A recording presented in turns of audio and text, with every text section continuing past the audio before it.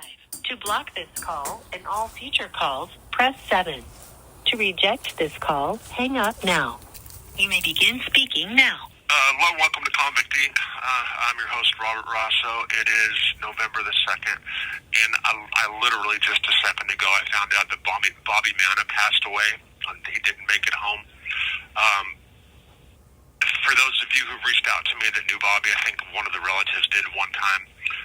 I just want to say that my thoughts and prayers are with you. And speaking of death, this morning, a friend of mine, a friend of ours, the guys on 4C in Butner Federal Medical Center, lost a friend of ours that was part of the clique, part of the group that we hang out with. I would have had a picture of probably tomorrow, passed away today. His name was Seaboern.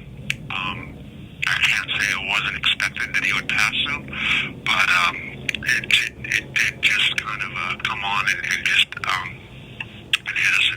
So at about 11:20 this morning, they found him. Anyway, I just wanted to say that, and the way that happened was we knew he was going down. He did just sign a do not resuscitate order.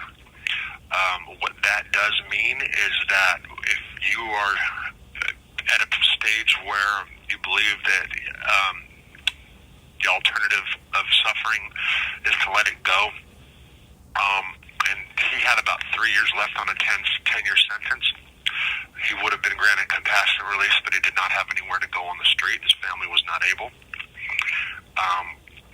And he just signed an order saying that he wanted to go basically up in 5th floor, which is kind of like a hospice-type care. You have a single cell, you have a television, and what ends up happening is they just give you medication, all the meds you want. And you have to, but to go up there and to have a single cell on the TV, you have to sign a do not resuscitate order, and they will do no more treatment on you. Well, he signed that at the beginning of the week, and we were expecting him to go upstairs tomorrow. He was expecting his kid to come visit. I'm sorry, he was going to go up this week as he was going to go upstairs, and I think his son was coming tomorrow, if not next weekend. We can tell last night he wasn't doing good, and then today he woke up, and he was up for a minute after count. He was lifeless. Anyway, yesterday was my 55th birthday. As a matter of fact, I woke up in the morning. I get up every morning, crack a dawn, 6 o'clock, as soon as the doors rack. It just so happened that at 3 o'clock, I got up at 3 o'clock a.m., and I couldn't fall back asleep, so I decided to stay up and watch TV. I have what's called the TV cell. I can see the TV from my cell. Or a room. It's not a cell, it's a room. It's a hospital room I live in.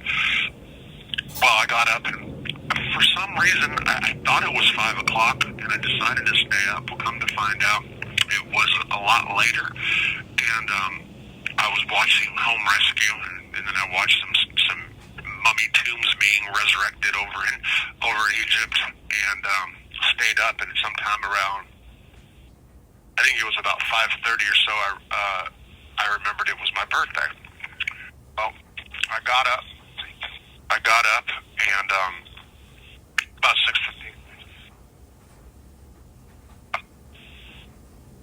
Okay, I appreciate it. About 6:10, I saw Kenny, and he remembered it was my birthday, and he said because it was a combination of a Halloween birthday. I was born like at 12:06 or 12:07 on Halloween in 1969. Well, he just gave me a candy. Woke up with a Reese's peanut butter cup. Pretty much set my day on how I ate, okay? A lot of sweets. I had a friend of mine made... This call is from a federal prison. I don't even know, an egg tortilla, if you will. Another friend of mine did the same. Had a little slight nacho spread, and actually tonight we were going to have another one. One of them, the condition was that I make it for myself because he doesn't like to cook. But I had so much food I didn't want to do it. I planned on doing it today, but I don't feel like it. I've been eating too much today, so tomorrow. But yeah, it was good, and I'm going to tell you what made this one memorable to me. A guy that I saved, whose life I saved. And what I mean by that is that I check up on him. He's a guy who's 72 years old. I don't want to say his name right now. I will in the future. I have said it in the past, but I just don't want his wife to worry. We check up on him in the morning sometimes. What he had was a kidney infection that kind of went into some kind of sepsis, and I found him on the toilet unresponsive. They brought him back to life.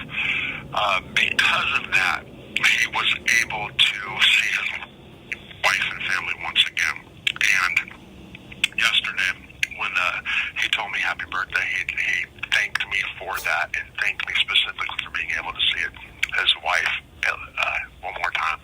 That was probably one of the. It'll be a birthday present I remember just because of the gratitude, and something I didn't expect. And he'd been waiting to really tell me for my birthday, like as a birthday present type of thing, and I thought it was pretty cool. A matter of fact, he and another guy, one of my friends, actually know Bobby Manna, and they're going to be,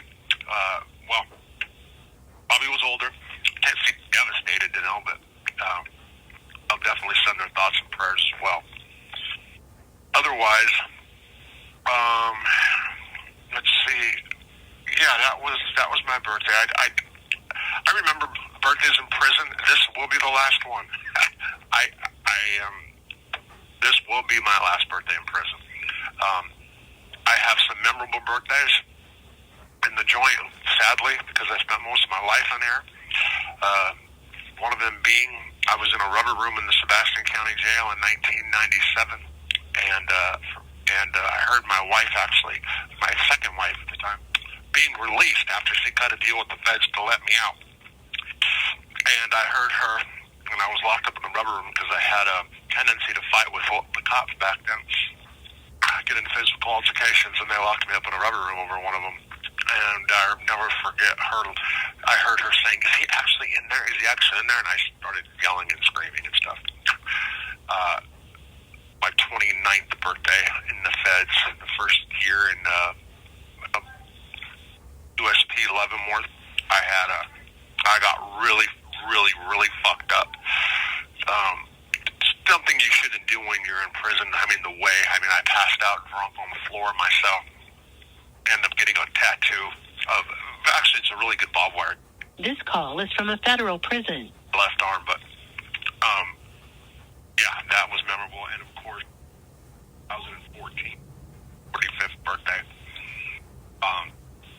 My then girlfriend came from Spain, and I saw her physically for the first time, and that was hands down the best birthday present, hands down, because it was just having spent so much time corresponding and got to see her in person, and it all coincided with my birthday. It was awesome. It really was, and that will never be taken from me, no matter what happens in my life, our lives. It was phenomenal. It was just the greatest present ever, for real. But yeah, I'm gonna end up the same once again. Kenny Seaboern. I want to say close to 60. Tracy, how old was Kenny? Do you know? Close to 60. Former bank robber. History of DUIs, not of other stuff. Again, family not in a situation where they could have let him go home to die, because he was actually granted compassionate release and couldn't get out. That's it. Take care. Thanks for your support. Bye-bye.